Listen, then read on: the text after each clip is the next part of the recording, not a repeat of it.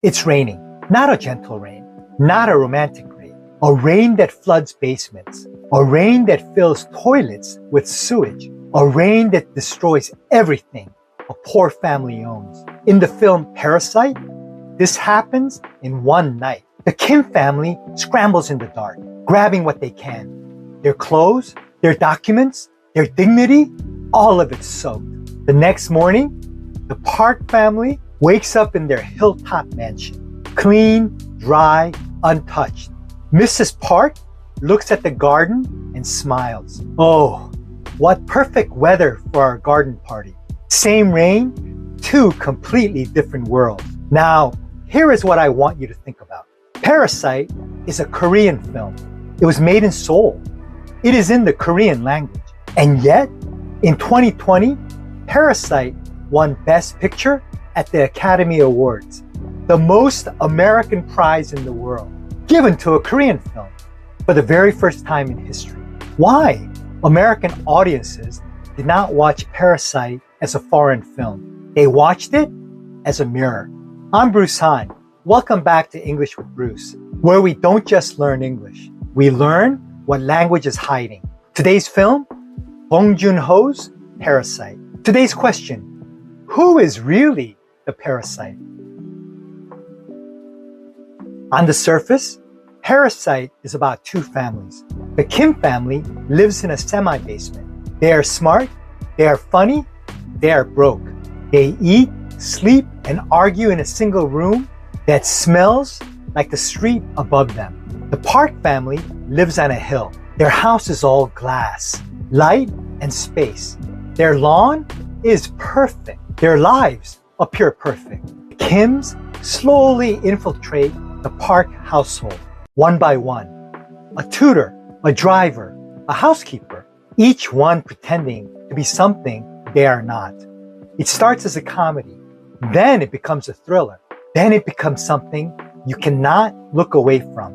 Because the real question Parasite is asking is not whether the Kims are good or bad. The real question is, what kind of system forces people to perform just to survive? Today's core sentence pattern. It is not just about noun, it is about deeper truth. Repeat after me. It is not just about money. It is about who gets to feel safe. It is not just about a house. It is about who is allowed to belong. It is not just about poverty. It is about being reminded every single day that you are below someone else. Let's go back to that rain. The night of the flood, the Parks are at a campout in their garden, playing with their young son. When the rain begins, they simply go inside, safe, warm, untouched. At exactly the same moment, the Kim family is running down the stairs, past the flooding streets, into a gymnasium, shelter with hundreds of other people who lost everything in one night. The father, Ki-taek, sits in the dark, completely still, completely silent. The silence says everything. This is not just a scene about the weather. It is a scene about exposure. Poverty does not just mean having less money. Poverty means being exposed. Exposed to risk, exposed to disaster, exposed to the realization that nature itself does not treat everyone equally. Useful English expression, to be exposed to risk, judgment, harm. Repeat after me. Families in low-lying areas are more exposed to flooding. Without savings, one bad month can expose everything you have been hiding. Now here is the detail that breaks the film open. Mr. Park is not a villain. He does not shout. He does not threaten. He is not cruel in any obvious way. But he notices the smell of the subway, the smell of small rooms, the smell of a life lived underground. He whispers to his wife about it, casually, the way you mentioned the weather. And he hears every word. You can fake a diploma. You can fake manners. You can study the right words, wear the right clothes, and learn the right tone. But in this film, you cannot fake smell because smell is not a choice. Smell is your address. Sentence pattern. You can fake noun, but you cannot fake deeper reality. Repeat after me. You can fake confidence, but you cannot fake security. You can fake belonging, but you cannot fake being truly accepted. You can fake a smile at work, but you cannot fake what you feel when you get home. Here is the genius of this film's title. At first, we think the Kims are the parasites.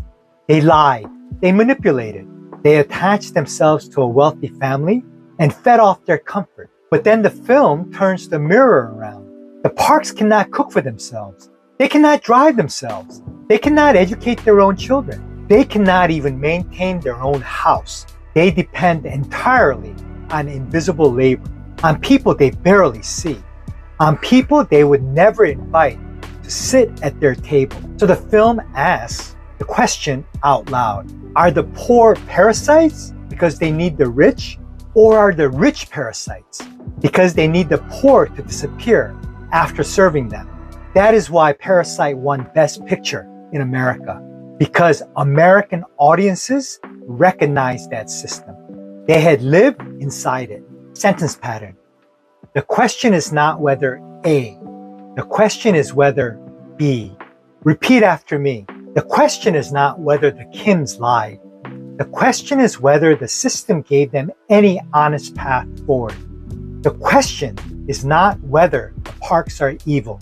The question is whether comfort made them blind. The tragedy of Parasite is not that poor people want better lives. That is not a tragedy. That is human nature. The tragedy is that everyone in this film believes the house is the answer.